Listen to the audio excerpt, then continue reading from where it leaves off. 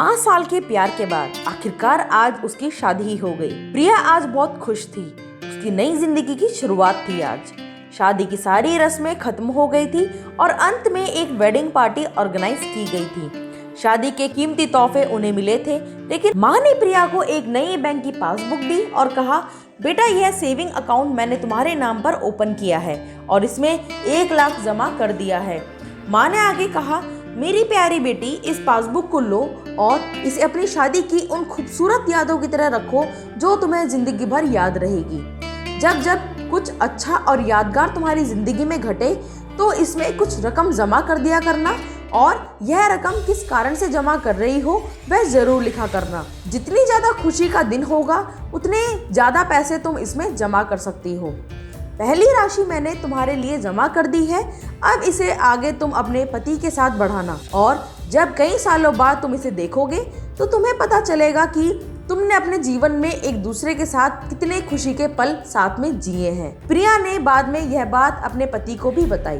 दोनों को ही यह सुझाव बड़ा ही पसंद आया और अब वह दोनों ही उस वक्त का इंतजार करने लगे जब इस खाते में कुछ पैसे जमा कर पाएं। महीनों बाद उनकी पासबुक कुछ इस तरह से दिखने लगी। 29 जनवरी 3000 शादी के बाद पति का पहला बर्थडे मनाया। 27 फरवरी 15,000 पत्नी को नौकरी मिली। 25 मई 20,000 वेकेशन शिमला में। 3 जून 30,000 पत्नी प्रेग्नेंट हुई। 22 जुलाई 40,000 पति को प्रमोशन मिला और ये सिलसिला आगे बढ़ता रहा। पर जैसे जैसे समय बीतने लगा, साल बढ़ने लगे, दोनों में झगड़े होने लगे। छोटी छोटी बातों पर वे अक्सर एक दूसरे के साथ बहस करते, कभी कभी बिना बात के ही झगड़ा करने लगते। धीरे धीरे दोनों के बीच बातें बंद हो गई। वह दोनों ही अब अपने शादी के फैसले पर पछताने लगे। दोनों को ही ऐसा लगने लगा कि उन्होंने दुनिया के सबसे घटिया इंसान से शादी की है।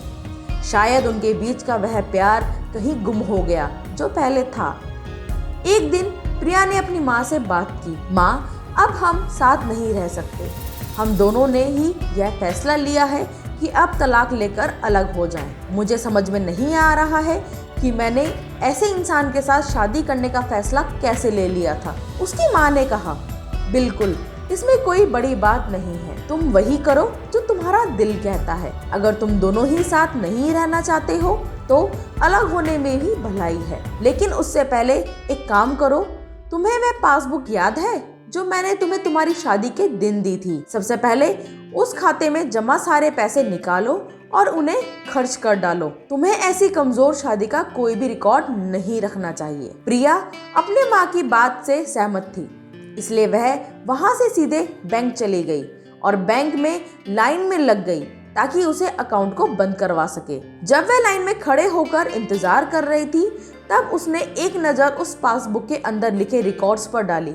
उसने पढ़ा और पढ़ती गई। वह सारी खुशियां, आनंद के पल जो उसने अपने पति के साथ जिए थे, सब उसकी आंखों के सामने आ गए और उसकी आंखों में आंसू आ गए। वह तुरंत वहां से निकली, अपने घर पहुंची। प्रिया ने घर पहुंचकर सबसे पहले वह पासबुक अपने पति के हाथों में रखी और बोली कि तलाक लेने से पहले इस खाते को बंद करा दो। अगले दिन पति बैंक गया और खाता बंद कराने के लिए लाइन में लगा। जब वह लाइन में अपना नंबर आने का इंतजार कर रहा था, उसने एक नजर उस पासबुक पर डाली।